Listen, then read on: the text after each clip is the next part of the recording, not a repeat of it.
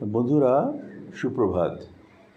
আমরা নিশ্চয়ই সবাই জানি যে গতকালকে সুপ্রিম কোর্টে একটি রিট দায়ের করা হয়েছে যে তত্ত্বাবধায়ক সরকারকে ফিরিয়ে আনার জন্য, এবং কোর্টে এটা নিয়ে যথেষ্ট একটা পজিটিভ একটা অ্যাটিটিউড পাওয়া গেছে। এবং যিনি আমাদের অ্যাটর্নি জেনারেল, তিনি অত্যন্ত দৃঢ়তার সাথে বলেছেন যে আগে যেটা বাতিল করা হয়েছিল এটা একেবারেই অসাংবিধানিক। তো এই বিষয়টা আমরা সবাই জানি যে ইমপ্রপার ওয়েতে এগুলো করা হয়েছে, এবং একমাত্র ইট ওয়াজ ডিজায়ার্ড বাই শেখ হাসিনা।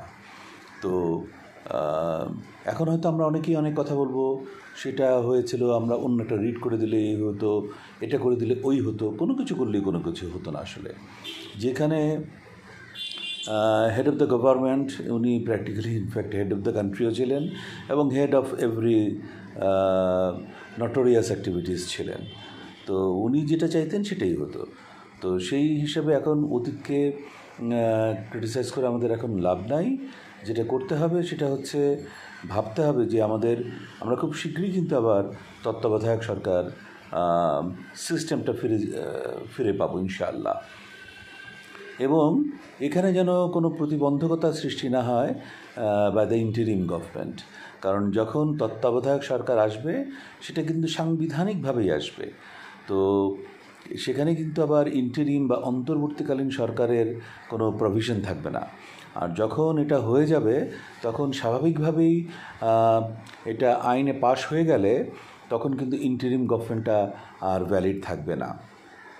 যদি আমরা বৈপ্লবিক চেতনার ভিত্তিতে বলতে চাই যে না, এটা বিপ্লব পরবর্তী সরকার, ইন্টারিম গভর্নমেন্ট, সেই হিসাবে তারা আছে, তো তারা থাকতে পারেন। তো কিন্তু এই কথাটা খেয়াল রাখতে হবে যে আমাদের caretaker government and interim government, এই দুটো কিন্তু দুই জিনিস, এটা দুই রকমভাবে কাজ করে, বাট আলটিমেট রেজাল্ট কিন্তু এদের একই। তবে এখন ইন্টারিম গভর্নমেন্টের কাছ থেকে আমরা যেই রেসপন্সটা পাচ্ছি, fantastic, very good, highly appreciable. আমার পার্সোনাল গ্রিটিংস অ্যান্ড কনগ্রেচুলেশনস এই ইন্টারিম গভর্নমেন্টকে, যারা তারা অনেক অনেক ভালো কাজ করছেন। তো আমার মনে হয় এখন খুব সিরিয়াসলি চিন্তা করতে হবে যে রায় যেহেতু কেয়ারটেকার গভর্নমেন্টের পক্ষে বেরিয়েই যাবে, তো সেখানে ইন্টারিম গভর্নমেন্টের অস্তিত্ব নিয়ে প্রশ্ন দাঁড়ালে সেটা কীভাবে আমরা ট্যাকেল করব। তবে আমার একটা আর্নেস্ট রিকোয়েস্ট যে ইন্টারিম গভর্নমেন্টের যে ইমেজ, যেই হিমালয় এর চূড়া পর্যন্ত, এভারেস্টের চূড়া পর্যন্ত যে ইমেজ উঠে গেছে, এবং এটা থাকবে, কিন্তু এটা বেশি দিন থাকবে না।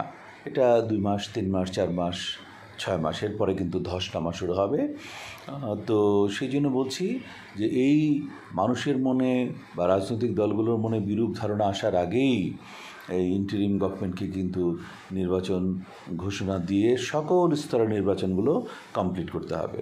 তো রিফর্মের ব্যাপারে আমি কিছুক্ষণ পর আবার কিছু কথা বলবো, কিন্তু আমার মনে হলো যে এখন caretaker government and interim government, এই দুটোর মধ্যে আবার একটা জগা খিচুড়ি পাকিয়ে যারা ফায়দা লুটতে চান তারা আবার ফায়দা লুটবেন কি না সেদিকে কেয়ারফুল হতে হবে। যাই হোক, আপনারা সবাই ভালো থাকুন, সুস্থ থাকুন। আল্লাহ হাফেজ।